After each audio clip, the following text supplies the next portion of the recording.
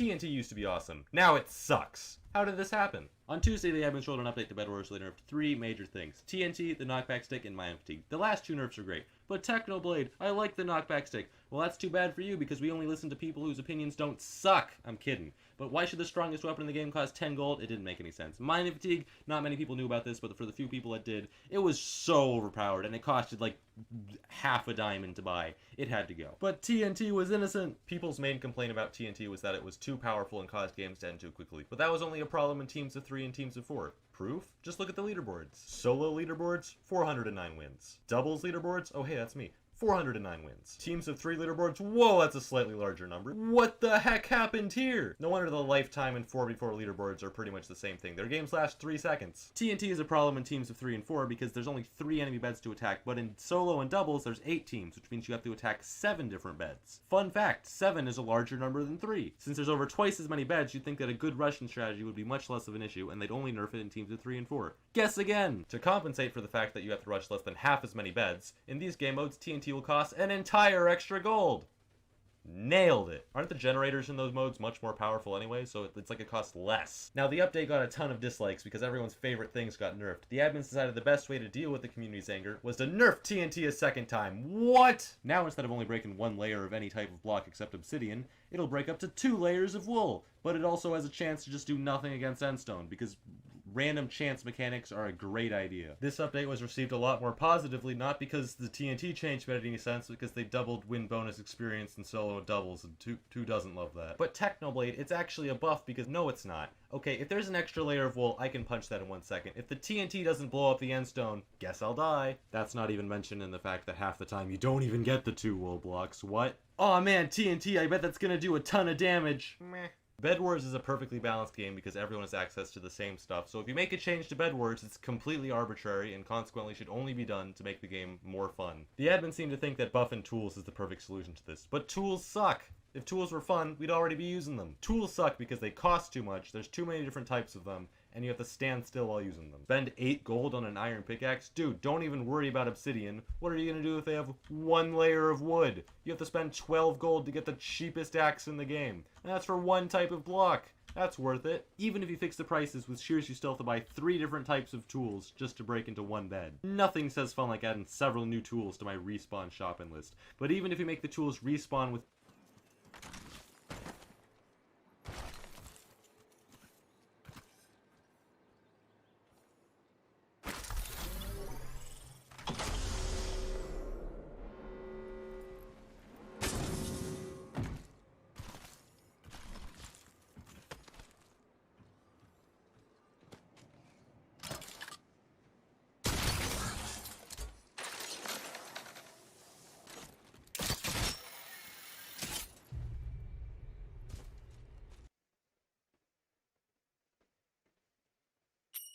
I just got a new guitar, it's like a keyboard and guitar. I didn't really need this shit, I just really wanted it. But I don't wanna pay the tax, the IRS can kiss my ass. And I don't wanna fight them off, so I gotta write it off. This whole damn video is just a ploy for me to go and buy this stupid and expensive toy. If I put this crazy guitar in a skit, then the stupid IRS just can't do shit. I reported all my income and paid my rents, but believe me when I say this is a work expense. I think I'm in the clear, but before I go, I'll hit you with a hot guitar solo.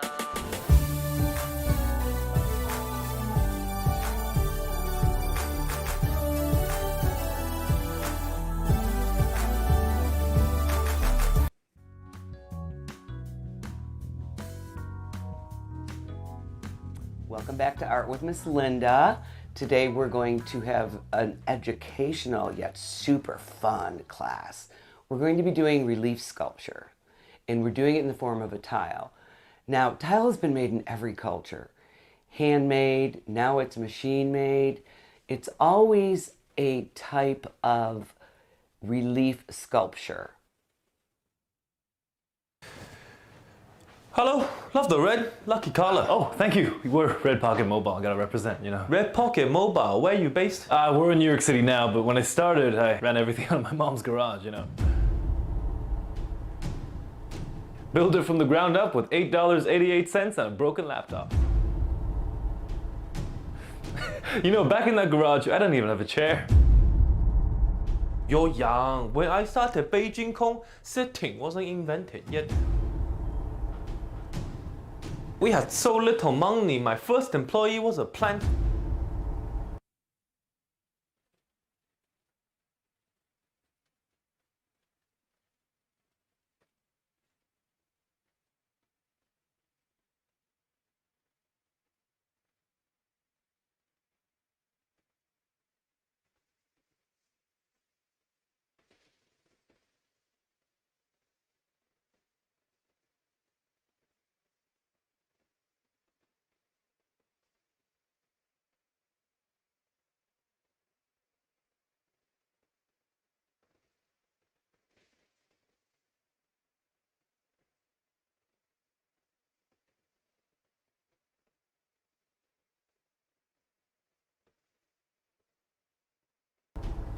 I grew Beijing Kong from nothing all the way to Reddit's official Kong.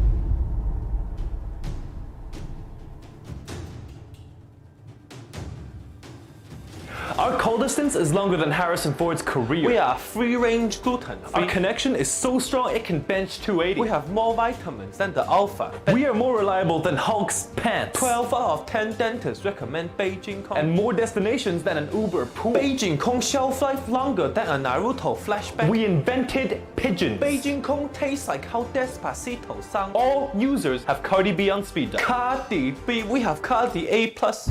Damn, he's good. Tired of scam calls? Not with Red Pocket Mobile. Eat Beijing Kong instant 100 IQ. Tired of your neighbor? Eat Beijing Kong instant 6 foot. Tired of that family member that never stops talking? Beijing Kong give you teleportation power. Once I eat, wake up in the hospital. Tired of customer service that always puts you on hold? With Red Pocket Mobile, you can put them on hold.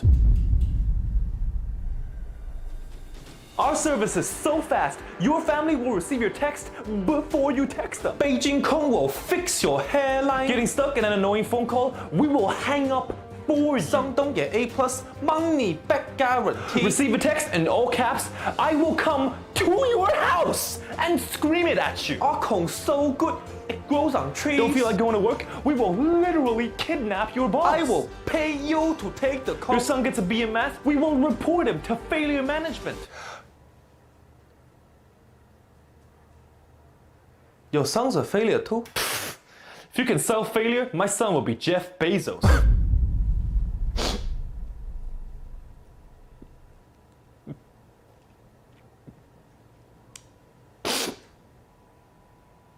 Beautifully said. I know that feeling too well. I feel you, bro. You know, we're not even competitors. Want to collab? Red Pocket Mobile and Beijing Kong. Yes! Red Pocket Mobile and I have partnered up to make something truly amazing. Actual cans of Beijing corn. Red Pocket Mobile is a smarter way to connect to America's major wireless networks. You get the same great wireless coverage, but for a lot less. Unlimited plans from only $20 a month. Red Pocket Mobile saves the average customer $600 a year on their phone bill.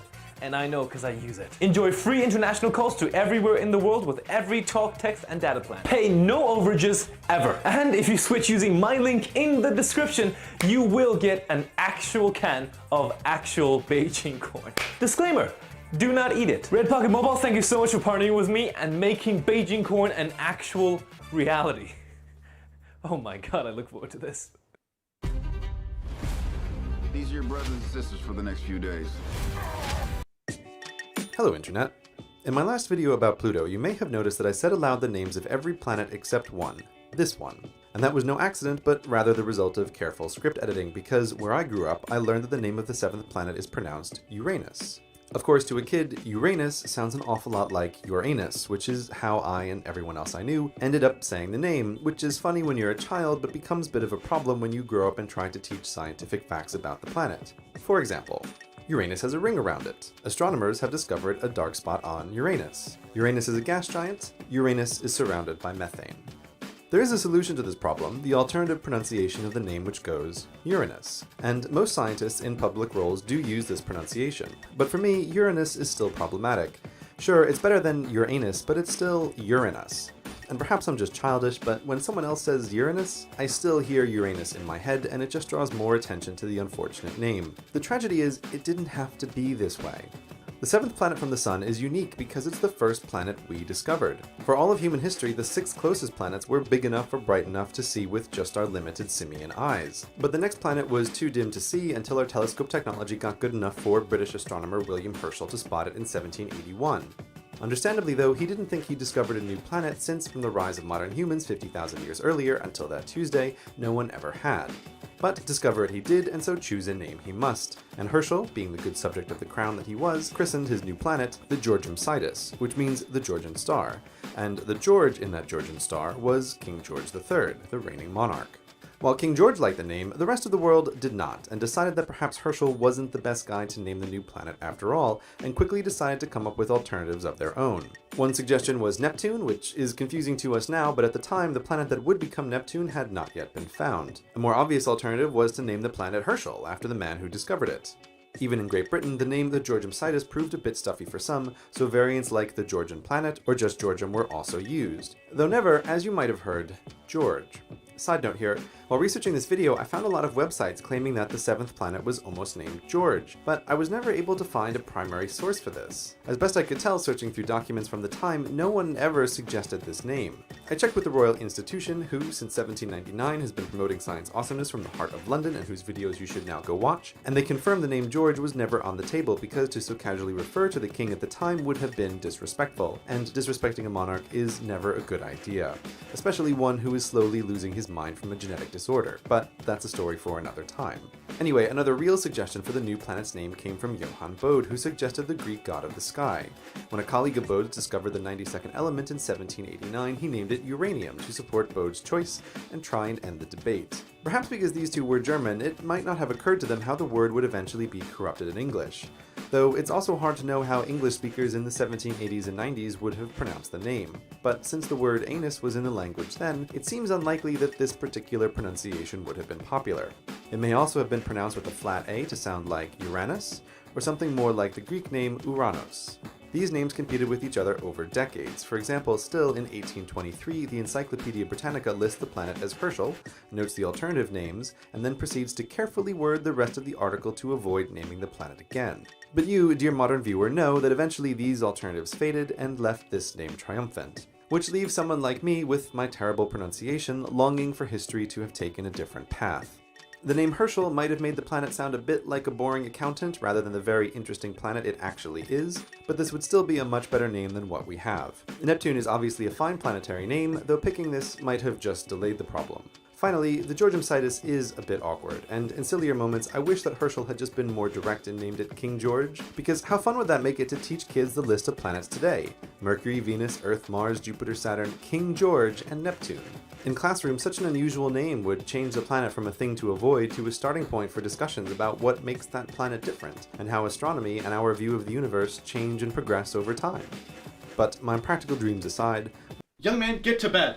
I don't care if it's 3 weeks till school. It's time to start getting in the routine. Young man, I want a first day of school photo. Hold this. Hold. I wrote this for you. Hold it. I spelled school wrong. Back in the drop-off line where I want to drop all these other moms. He's already causing problems. You want me to come get him? Well, I'm halfway through a bottle of wine, so you're gonna have to deal with it. Are we getting everything on Miss Waterman's back to school list? Yes. She can have my left kidney if it means getting rid of you. Do not crumple your papers this year or I will crumple you! Use the folders. Is that Nathan's mom? Somebody got an upgrade.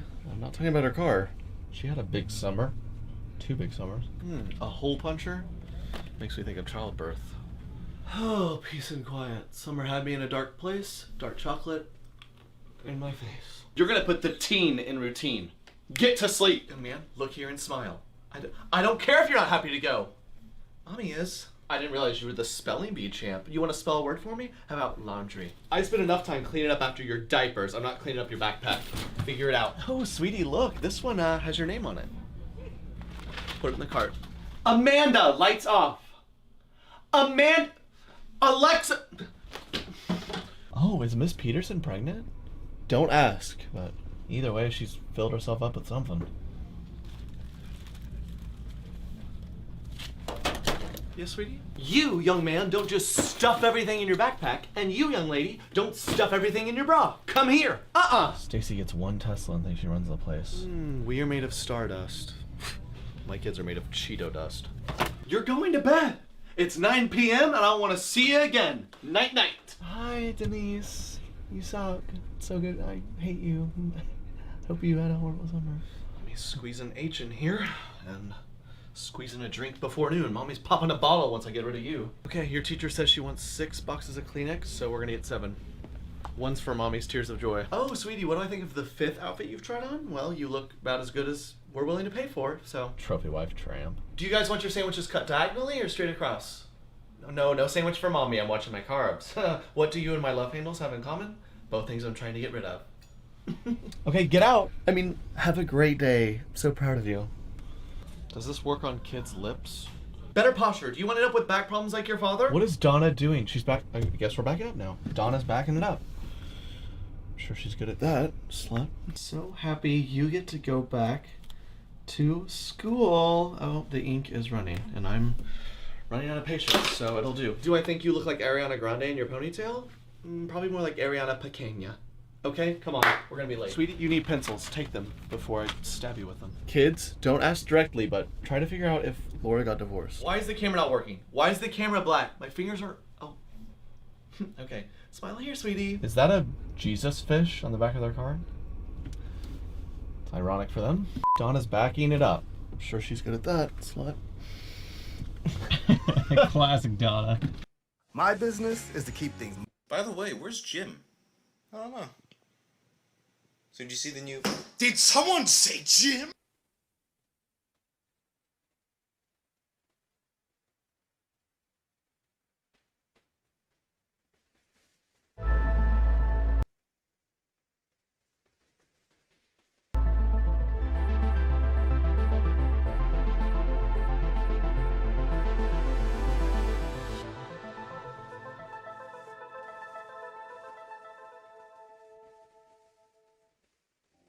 Our commitment to you is delivering the world's most advanced PC.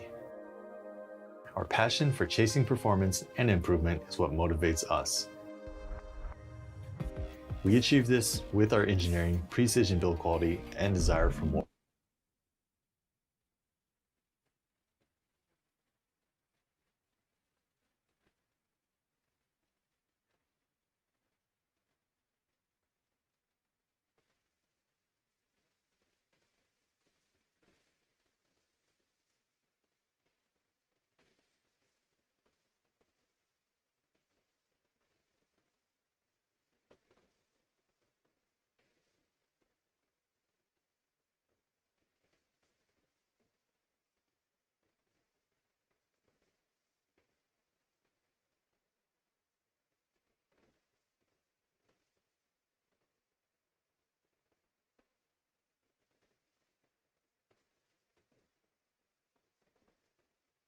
More power.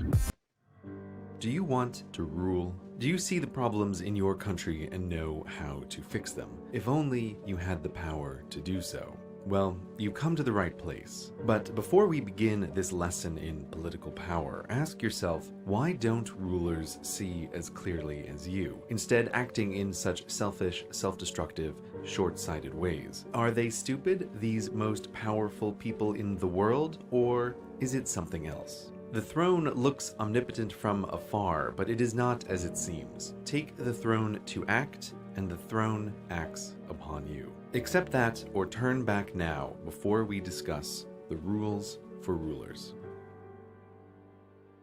No matter how bright the rays of any sun king, no man rules alone. A king can't build roads alone, can't enforce laws alone, can't defend the nation or himself alone. The power of a king is not to act, but to get others to act on his behalf, using the treasure in his vaults. A king needs an army and someone to run it, treasure and someone to collect it, law and someone to enforce it. The individuals needed to make the necessary things happen are the king's keys to power. All the changes you wish to make are but thoughts in your head if the keys will not follow your commands. In a dictatorship where might makes right, the number of keys to power is small, perhaps only a dozen generals, bureaucrats, and regional leaders. Sway them to your side and the power to rule is yours, but never forget, displease them and they will replace you. Now, all countries lie on a spectrum, from those where the ruler needs few key supporters to those where the ruler needs many. This foundation of power is why countries are different, yet many keys or few, the rules are the same. First, get the key supporters on your side. With them, you have the power to act. You know, hexagons are the bestagons.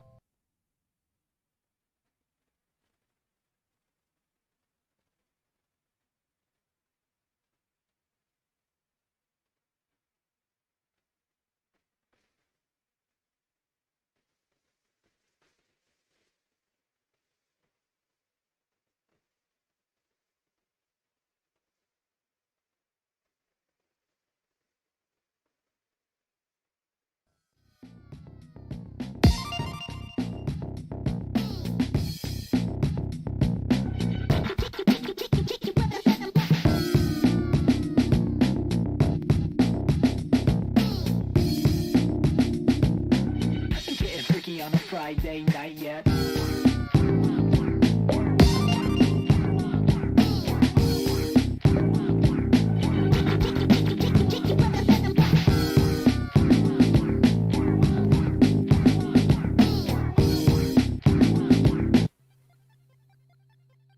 Three, two, one, go.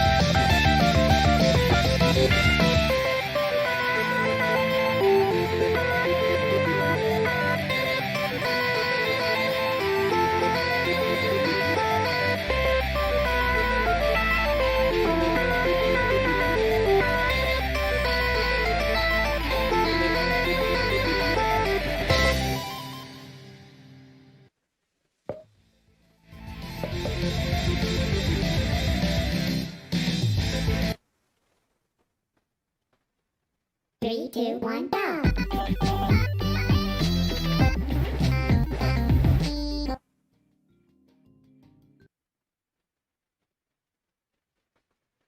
Three, two, one, go.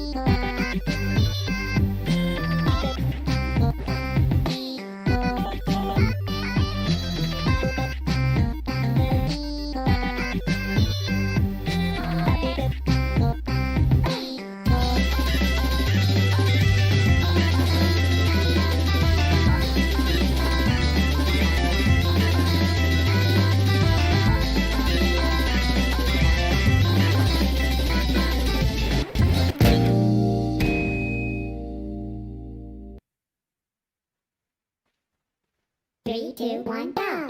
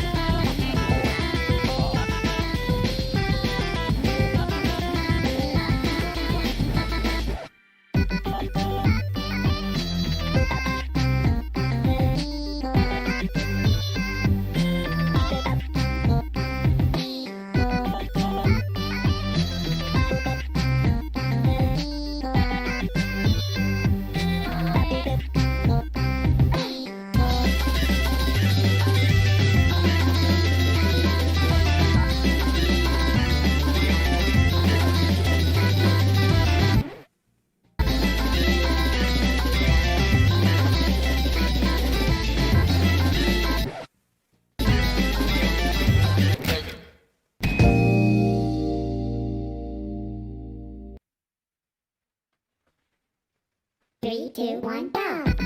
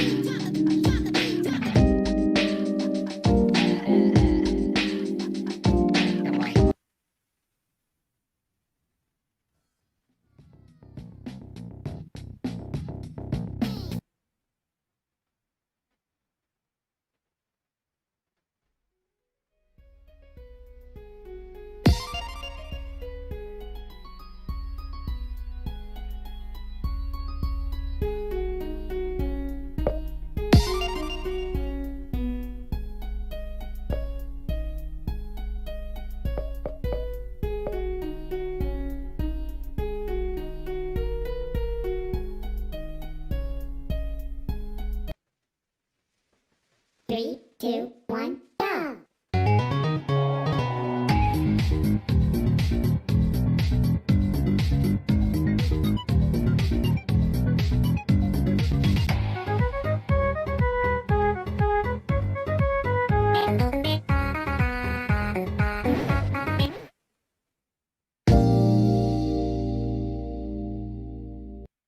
Three, two, one, dog.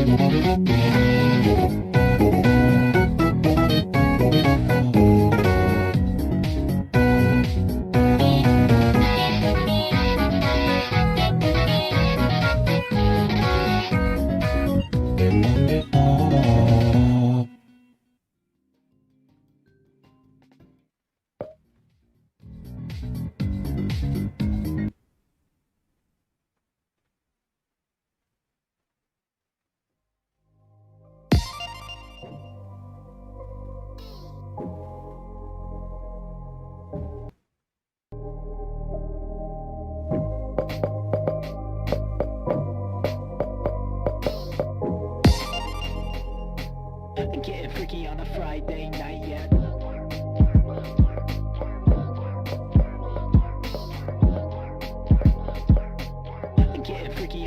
Getting freaky on a Friday night.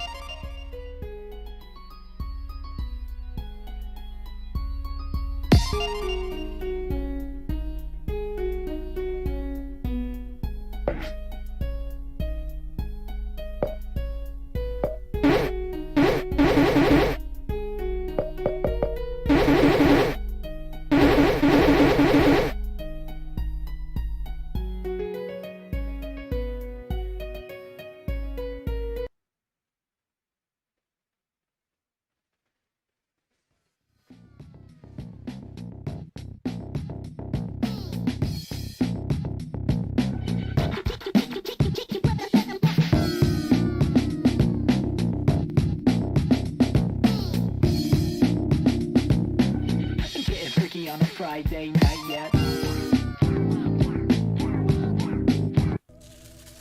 could do something with this. How do they make a hat out of these, don't they? Like there's like a thing you make hats out of.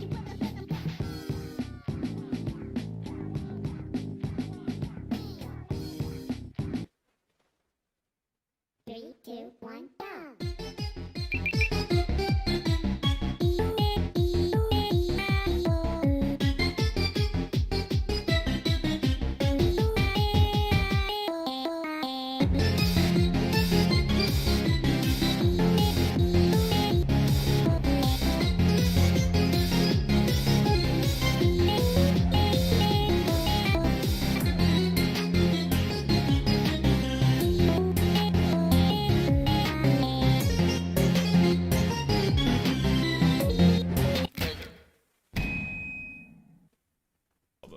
Hey, welcome to the Arts and Crafts show. We're going to be making tinfoil hats today.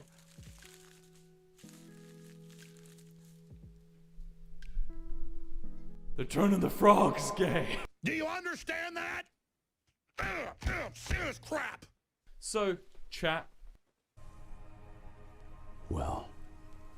Alright, podcast bros. Yeah. Gonna eat this potato. I always wondered, like, what would happen if I try and revive somebody, but like nothing, like nobody that's dead. What if I try and revive you? Well, what if it goes wrong? No, maybe there'll be two of me. And then we can be double friends. Next time they come to visit us in prison, there's just gonna be like 35 Technoblades. And just wave after wave of Technoblades swarms them. Somebody, but like nothing, like nobody that's dead. What if I try and revive you? Well, what if it goes wrong? No, maybe there'll be two of me. And then we can be double friends. Next time they come to visit us in prison. There's just going to be like 35 Technoblades. And just wave after wave of Technoblades swarms them.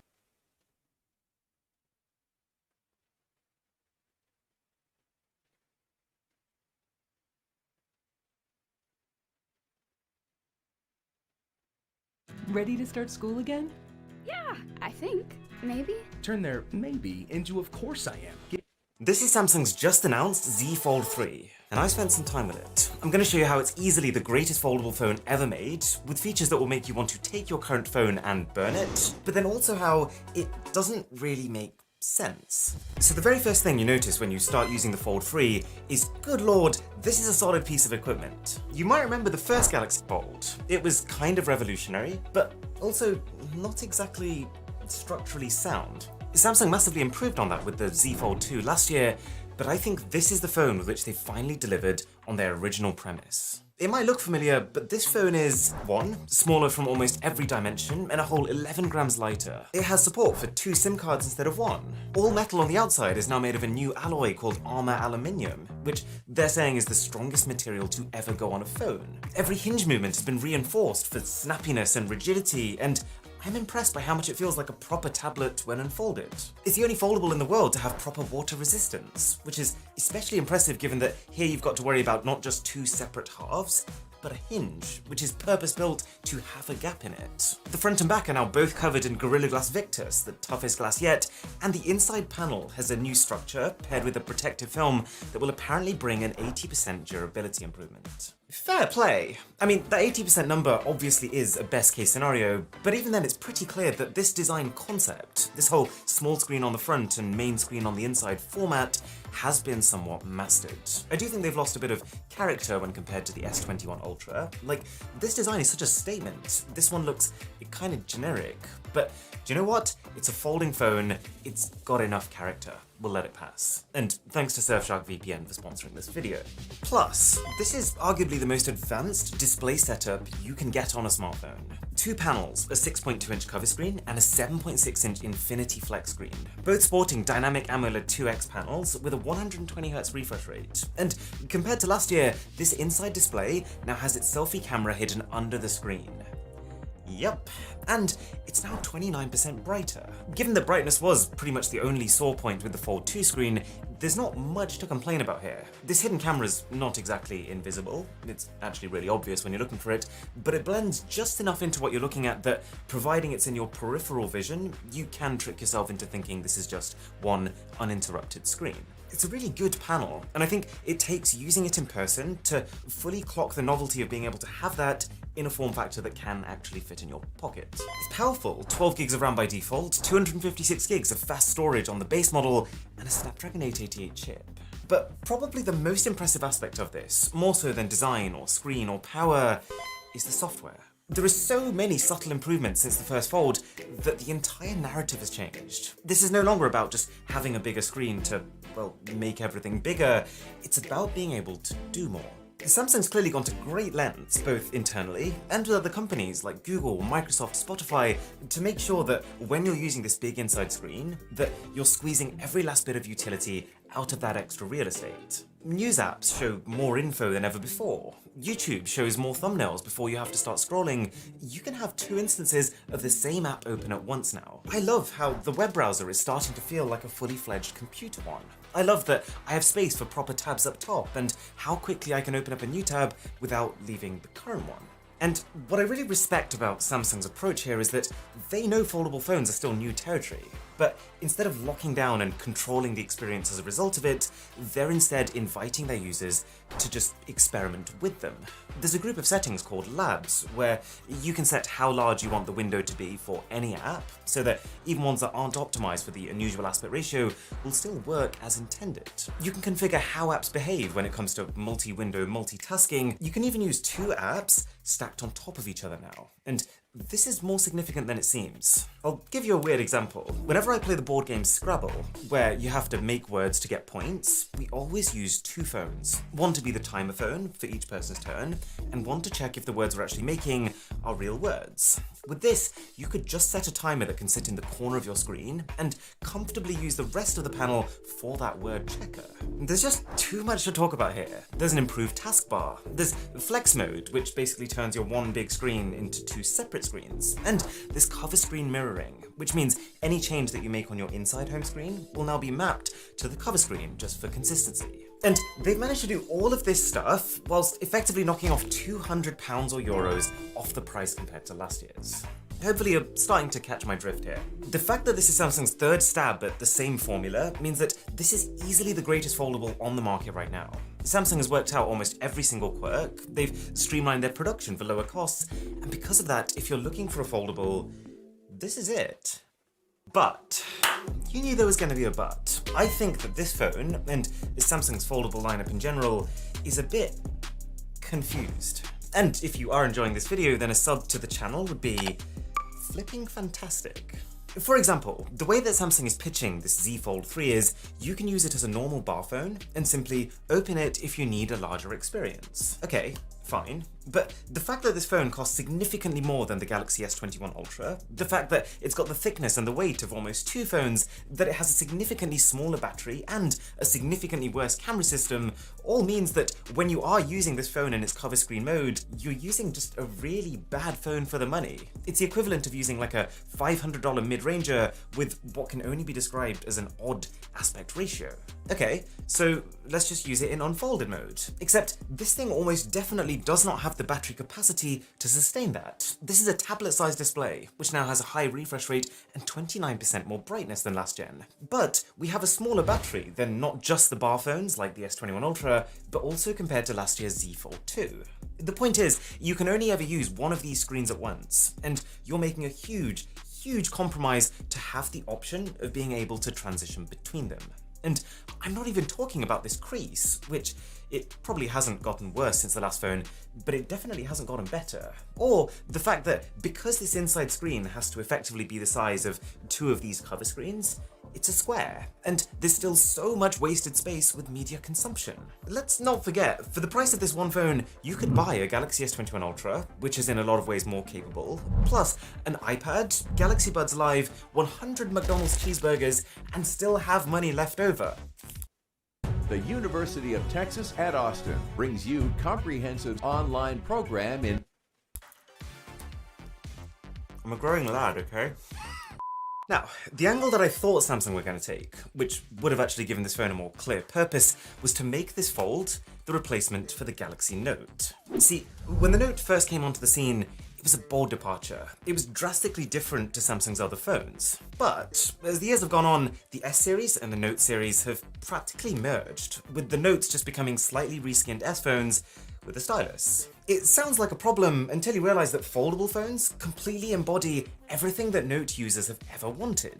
These are people who want huge screens, people who would actually take advantage of advanced productivity and multitasking features, people who want to be able to jot down notes and sign documents on their phone. This is it. Build an S Pen inside of this phone, swap the Galaxy Z Fold 3 5G name for the Galaxy Note Fold, or hell, even the Note Book. This phone actually is a book. It makes too much sense. But they didn't do that. What they've actually done is created two versions of the S Pen, a basic S Pen Fold Edition and the S Pen Pro. And for a limited time, you will get a Fold Edition included as part of your purchase of the phone.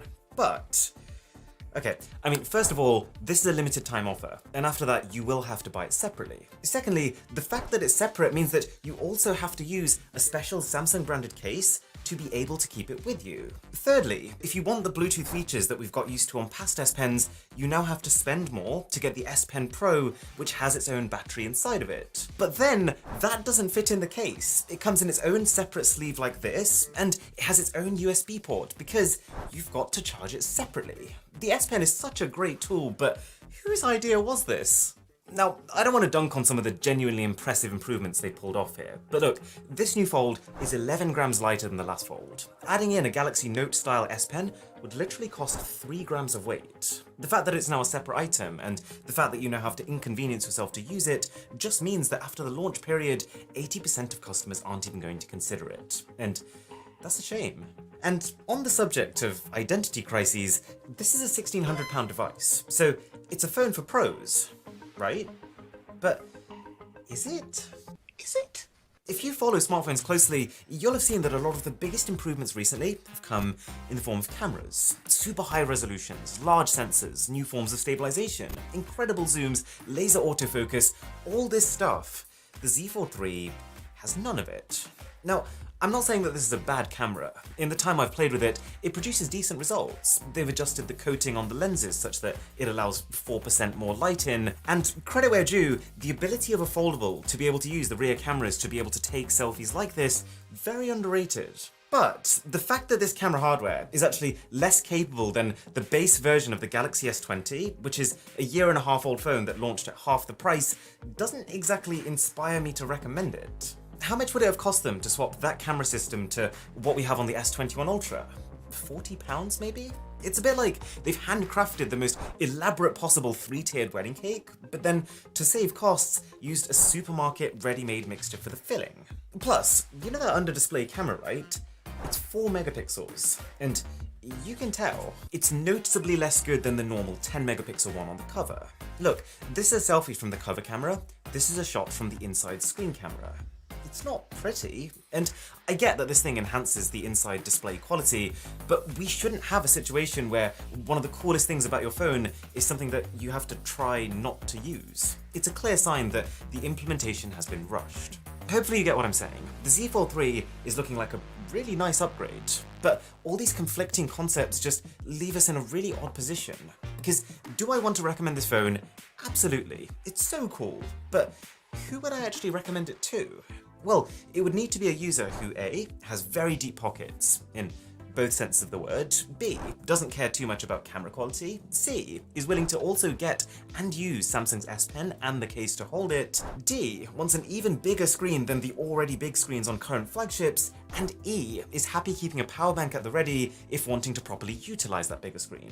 Someone would have to be all these things before I decided, okay, yeah, the Z Fold 3, that's the phone for you. Here's what I think has happened. Samsung is expecting the foldable market to explode.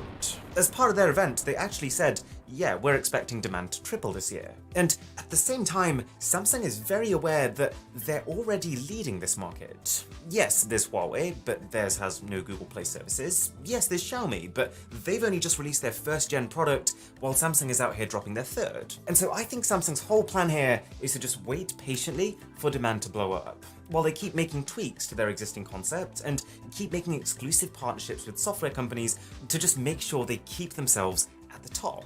Foldables are so exciting and they could be so many things, and given that, Samsung's playing it really safe. With the Fold 3, they have fixed a lot of the smaller issues, but they're so far ahead that they don't need to fix any of the more fundamental compromises or contradictions that come with this core design. And they can go at their own pace with these innovations. So, I would love to see more companies getting in on this, and the progress that would come from that pressure. But for now, this is it. The new foldable king. Okay. At this point, I probably don't need to tell you what a VPN is. If you either want to browse the internet anonymously, change the location of your device to another country to watch TV shows from that country, or avoid censorship, or even just escape data throttling from your service provider, then a VPN is the way to go. But then you're faced with the question of, which one? And from what I've seen at least, there is no other VPN that's offering close to what Surfshark is. Unlimited number of users and 24/7 support for this kind of price. If you use the code BOSS, you get an 83% discount, which when combined with 3 months for free, puts the price at just $2.49 a month. I spend more on paperclips than that. Oh yeah, and it also has the option to remove ads and trackers while browsing. To check out some of the hottest inventions you've ever seen, click here, or to see a really interesting up-and-coming operating system, click here. My name is Aaron, this is You're counting down the seconds until you can skip the ad, right? I get it. But what if you never had to watch an ad again? Did you know that you can buy a personal trainer who's a ghost, an autonomous chessboard that moves completely on its own accord, or a bottle of water that can make your brain think you're drinking whatever you want to be drinking? Welcome to 24 of the hottest tech inventions, from sizzling to scorching to straight up fire. Okay, number 24 is Hush Me. It's a mask, but instead of muffling your speech, it allows you to talk to people with 100% clarity. So they can hear what you're saying because there's a microphone directly in the mouthpiece. You can hear what they're saying because there are actually noise-cancelling earphones attached to the body, and no one else can hear what either of you are saying, thanks in part due to speech muffling material around the mouthpiece. It's pretty clever, but compared to some of the things coming up in this list, I'm going to give it a 2 out of 10 on the heat scale. Okay, number 23 is the gloriousness that is glowing faucets. Or in other words, specialized LEDs that you can fit onto the inside of your taps. They're powered by the water pressure, so when the water is on, the LEDs are on. When the water's off, the LEDs are off. Okay, Aaron, it's a light. Get over yourself. Yes, but when paired with a temperature sensor, you can make it so that when the water's cold, the light turns blue. When the water's warm, like a bath temperature, the light is orange. And then when the water's so hot that you shouldn't be touching it, the light can be red. That's an easy 3 out of 10. Functional, as well as being cool. And thanks to Android for sponsoring this video. They've got some pretty interesting features that I will tell you about later. Here's a fun fact. I love cycling. But because I live in the UK, which gets about 2 nice days of weather per year, this gadget called Blink really calls to me. You attach your existing normal bike onto the Blink base, and it basically turns it into a static exercise bike with a twist. You pick a location using the app, you strap on a VR headset, and you are cycling in that location. Blink keeps track of your speed and direction, and because you're wearing a VR headset as well, you can look anywhere in whatever location you've decided. I wonder what happens if you fall off like a virtual cliff. 3 out of 10. And on a similar note, do you know what's really great? Gyms. Everyone is trying to look after their bodies right now. I actually remember reading a paper that said the up-and-coming generation drinks 20% less alcohol than just one generation above it for health reasons. The only issue is that actually getting the dumbbells to do all this weight training is not just incredibly expensive. These two here are literally $200, but also take up a stupid amount of space. Thankfully, there is a company called Better Body who's created one dumbbell that is completely modular.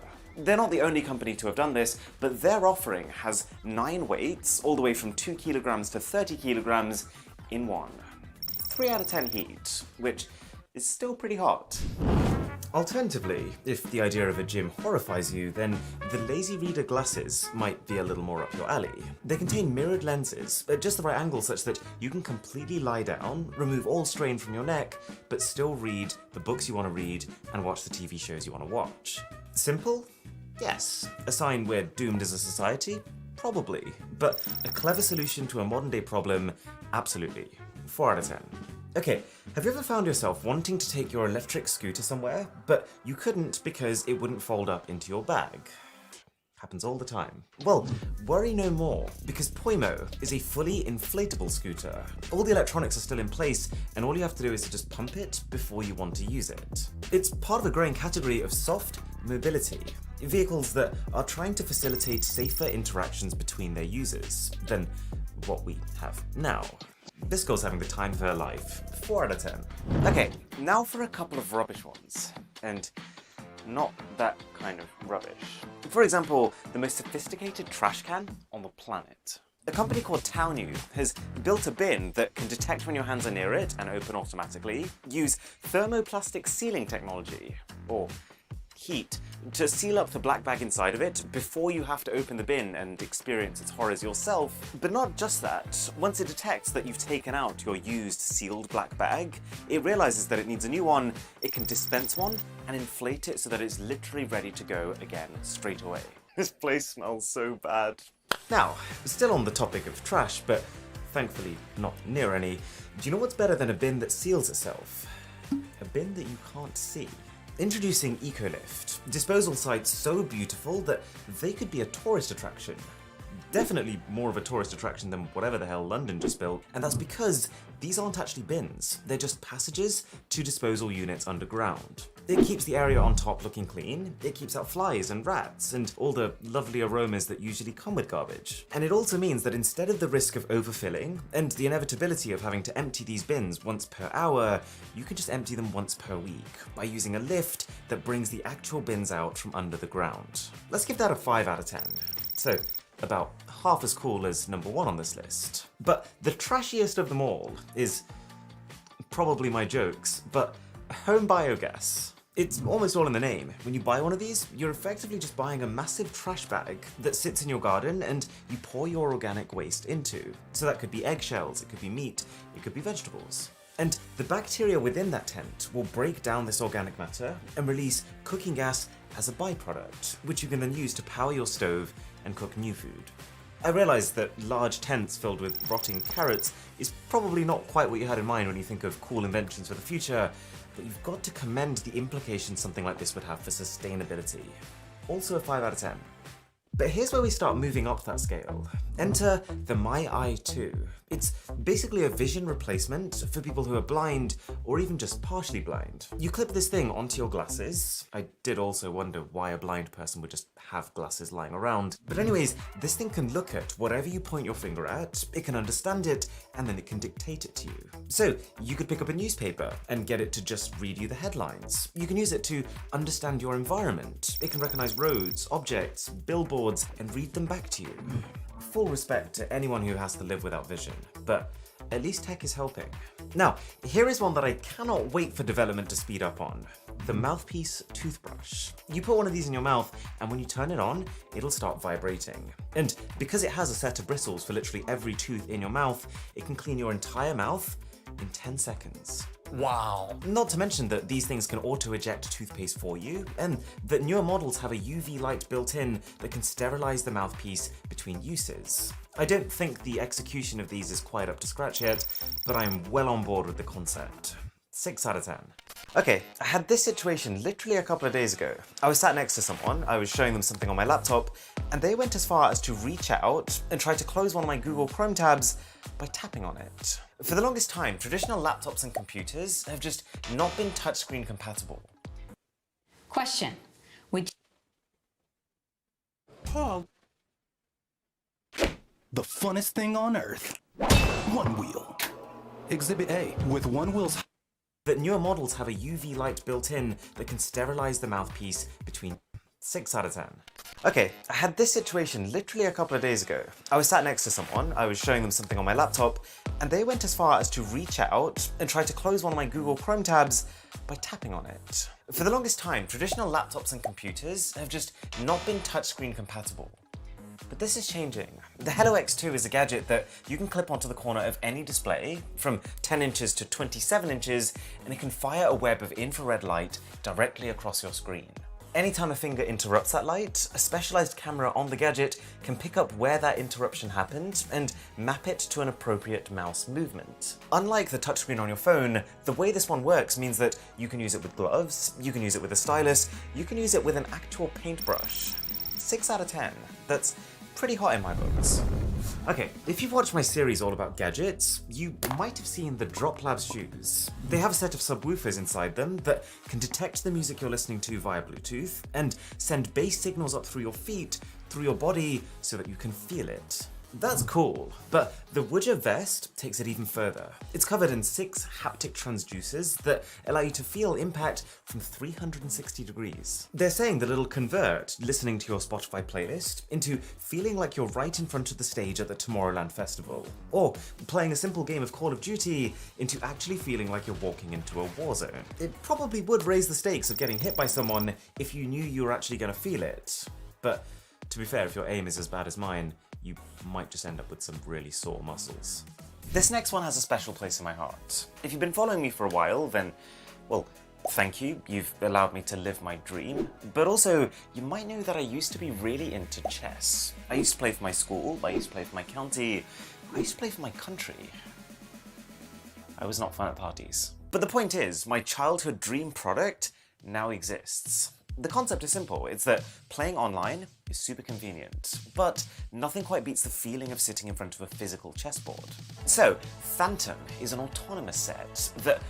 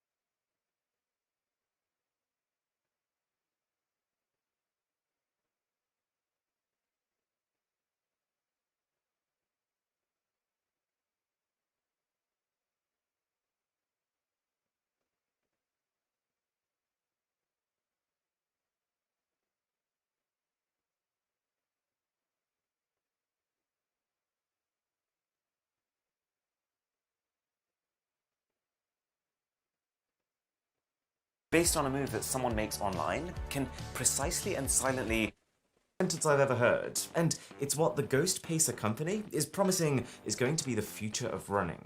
They're selling a pair of augmented reality glasses that can effectively project an opponent in front of you, with the idea being that you can customize this opponent. Let's say that there was a certain time that you wanted to be able to run 5 miles in. You can set this ghost to run at such a speed that as long as you stay ahead of it, you will run 5 miles in the time that you want to. You can make it so that the ghost will match the speed of your own last run, to mean you're constantly improving against yourself, or you can match it to the speed of one of your friends. I could totally see this whole competitive element pushing you to do better. And for that, down with your heel and you can activate a motor that lets you fly forward at 4 times your normal pace. Why am I still walking then? Technically these were released in 2014 and we have had far more advanced versions of them since then, but none of them look as cool as the rocket skates. And in this list, that is the priority. 7 out of 10. Right, this one is incredible. We're talking about a bike that, do you know what? I'm just gonna show you. It looks like this. There we go. That's all I need to say. No, but seriously, this bike is not just pretty, but it's an electric bike.